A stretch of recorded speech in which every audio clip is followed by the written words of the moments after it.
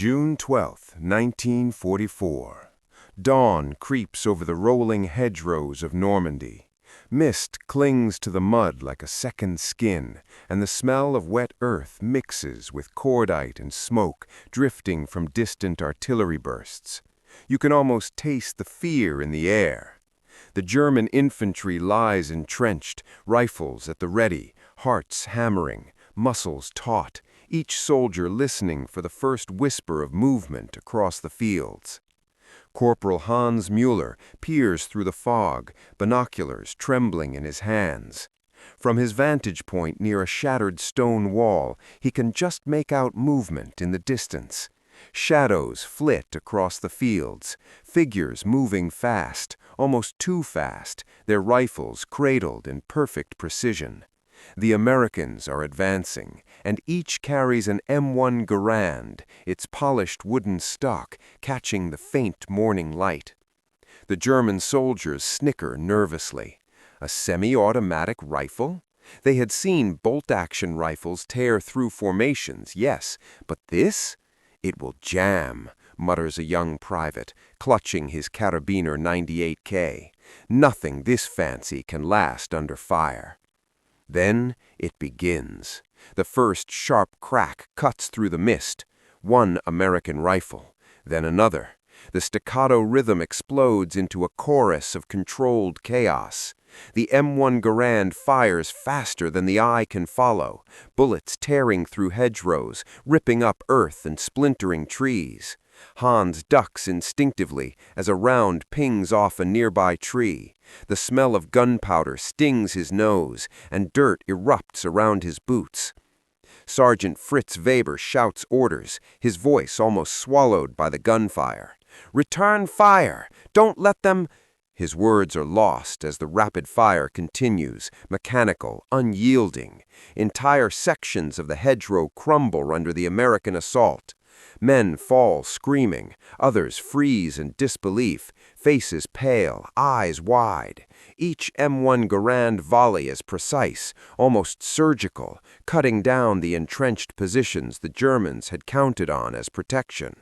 You could almost hear the collective heartbeat of the unit, rapid, erratic, disbelief mingled with fear. How is this possible? One rifle, two rifles, dozens, an unstoppable tide. The Americans move with a rhythm, a deadly coordination that seems inhuman. Even experienced veterans stare at each other, shaking heads. "It can't be this fast. It can't be," whispers Hans to himself, ducking behind a tree splintered from a nearby explosion. Meanwhile, the mud sucks at boots, slowing every frantic step. Smoke drifts in thick ribbons, curling into the hedgerows, masking movement but also hiding incoming fire. Fritz spots Private Dietrich scrambling over a collapsed fence, panicked, rifle dragging through the mud. He screams, "Cover him!" but every attempt to organize fire is drowned in the relentless staccato of the M1s. Overhead, the rumble of artillery punctuates the scene, but it almost feels distant, like background music to the personal terror unfolding below. The Americans, disciplined, methodical, close the distance, their M1 Garand spitting rounds as they surge forward. Every German countershot is met with an immediate response, faster, more deadly. Some soldiers try to reload their bolt-action rifles, fumbling in the mud, adrenaline coursing, hands slick with sweat, but the semi-automatic fire is a relentless metronome. In a brief lull, Hans peeks over the hedgerow.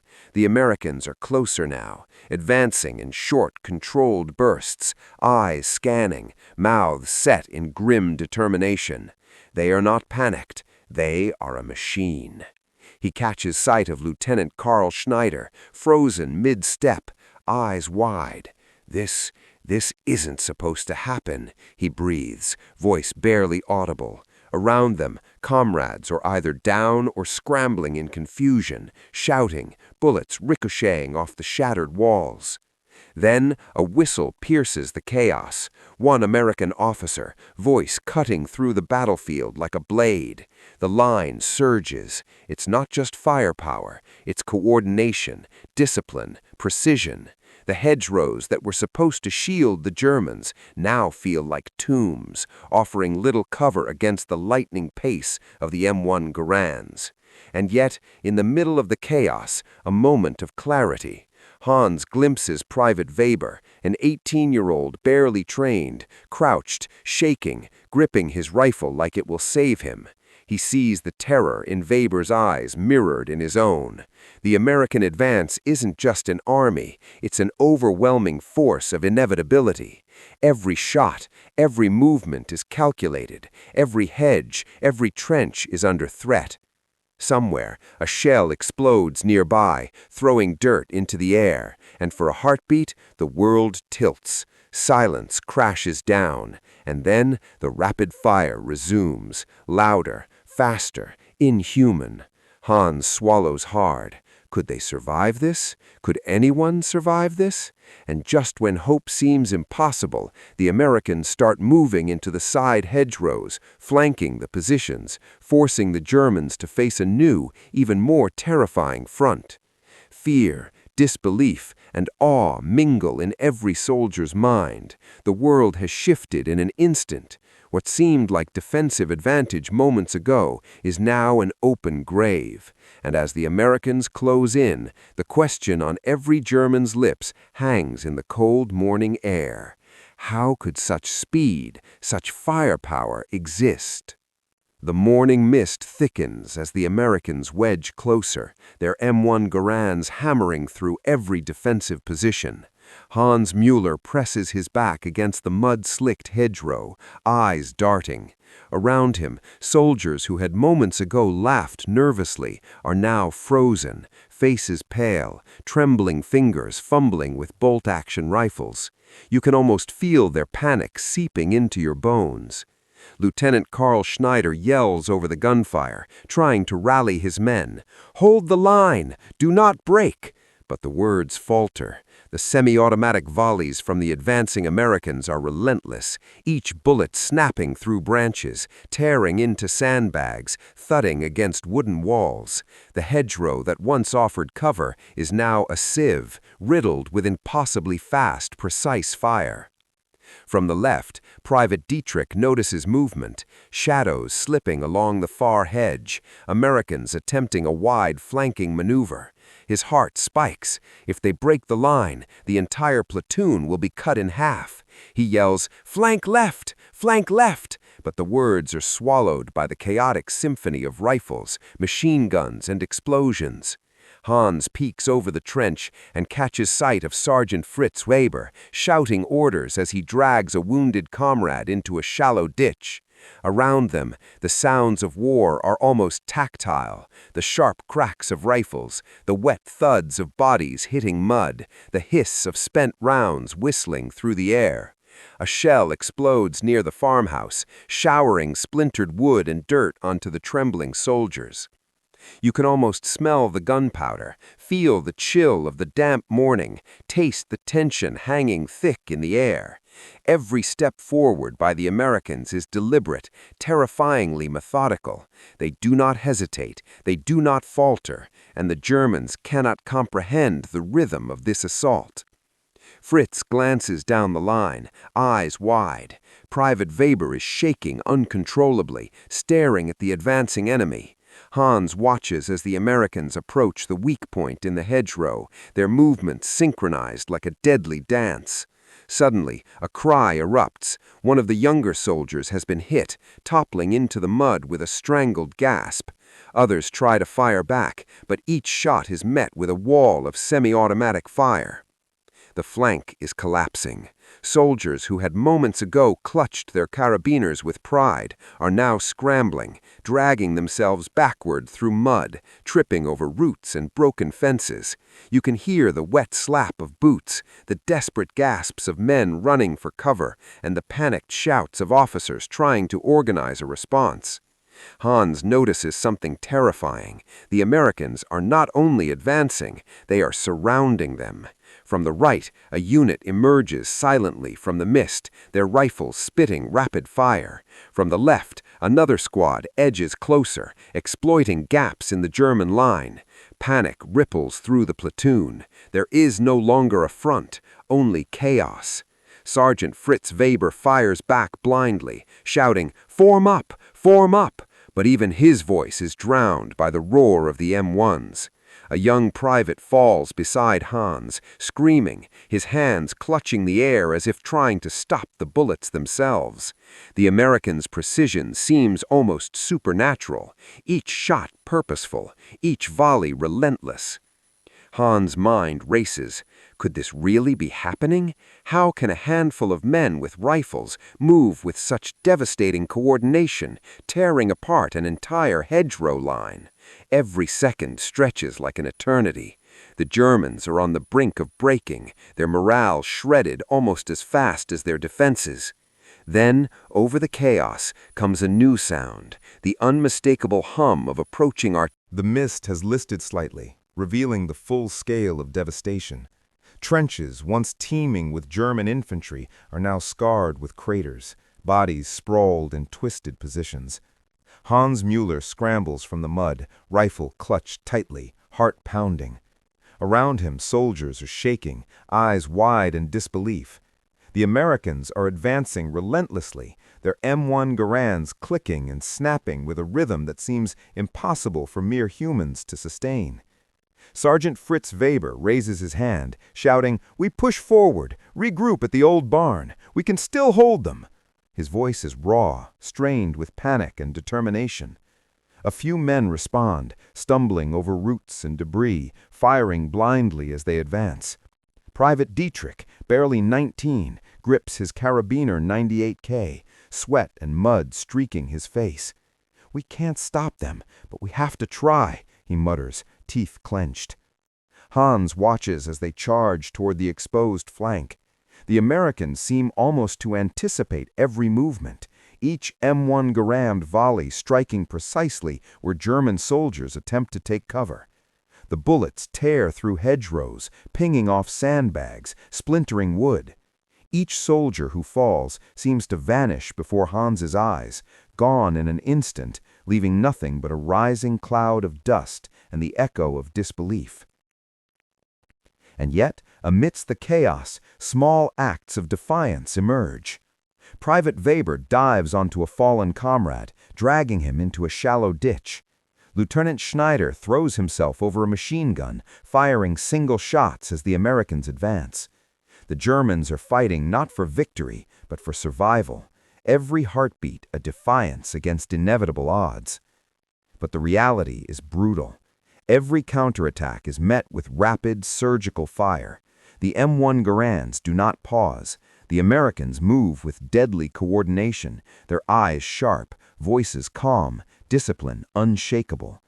The Germans cannot adjust quickly enough. Hans sees a squad cut down mid-step, faces frozen in horror, rifles hanging uselessly.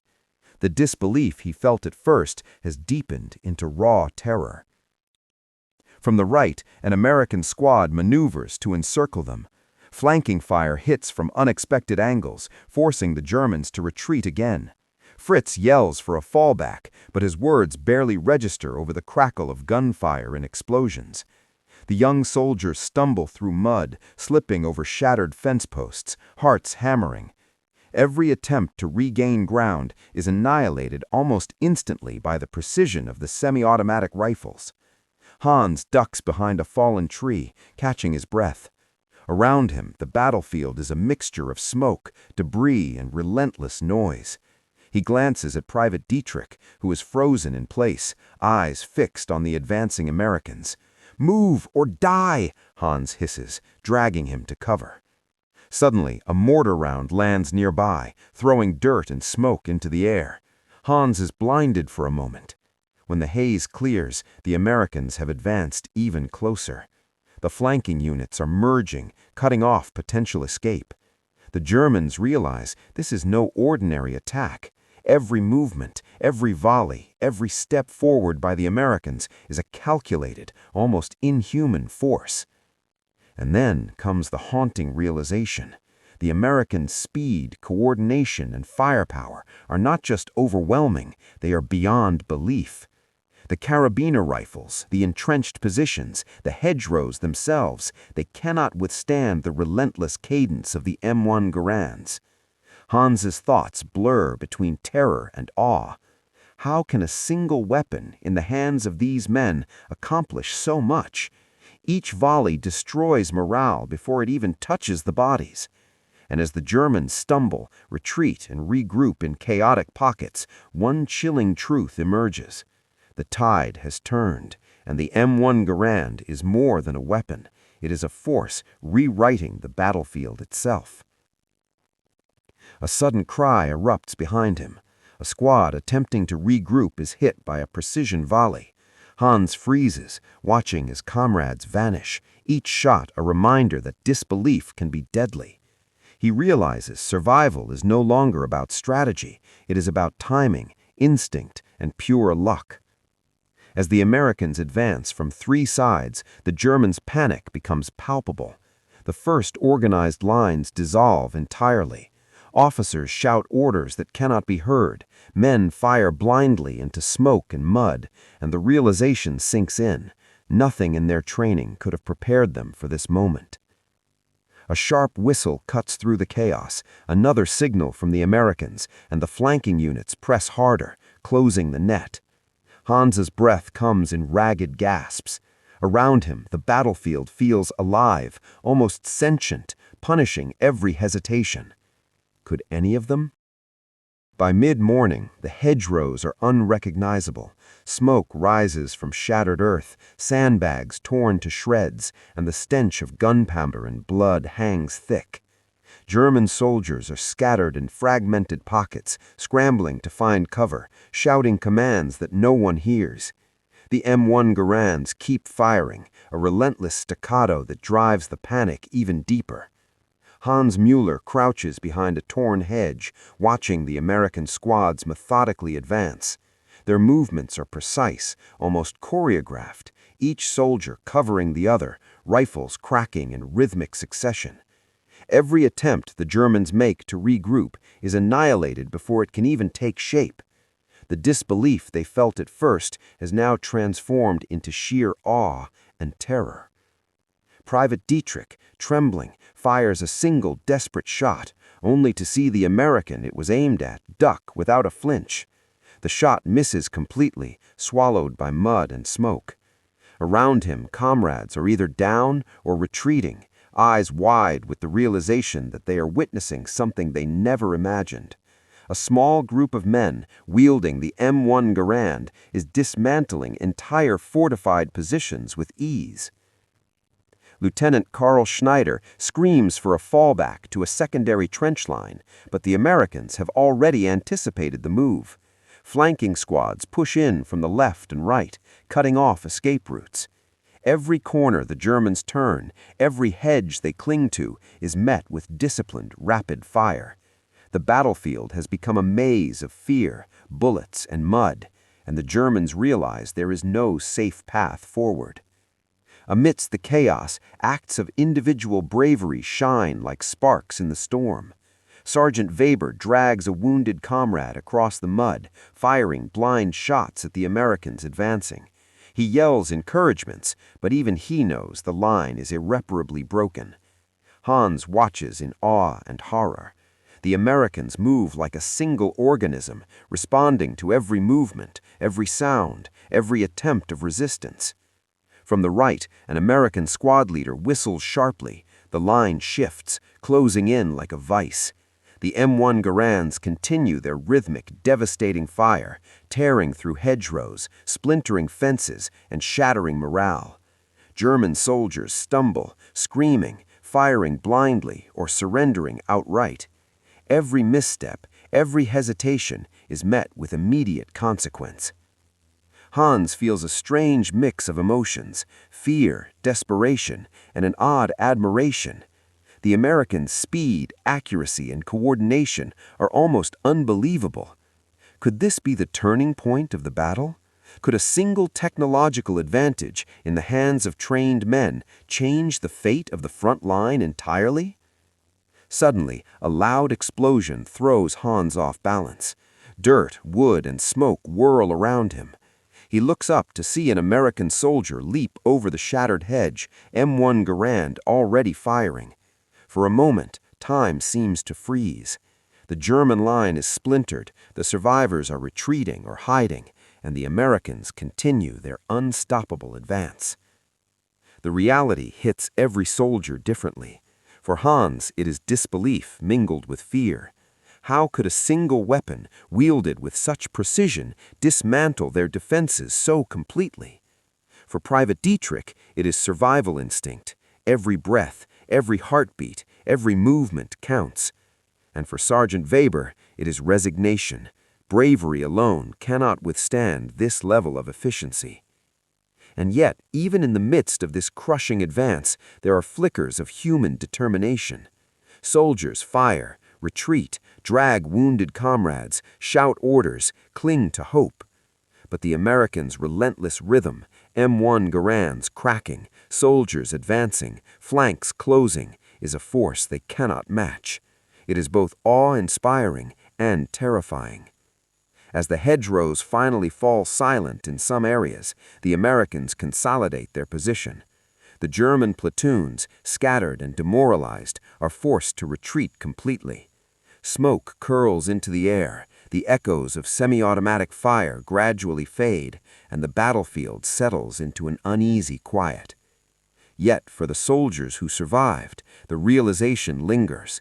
They have witnessed something impossible, a force of fire and precision unlike anything they could have imagined. The sun rises higher, illuminating the torn fields, the fallen men, the shattered hedgerows, and the Americans moving forward methodically, M1 Garands ready. The morning has faded into noon, and the hedgerows of Normandy are eerily quiet. Smoke curls from smoldering positions, the mud is torn and churned, and the stench of spent gunpowder mixes with the metallic tang of blood. The Americans have consolidated their gains, rifles still ready, eyes scanning for any remnants of resistance.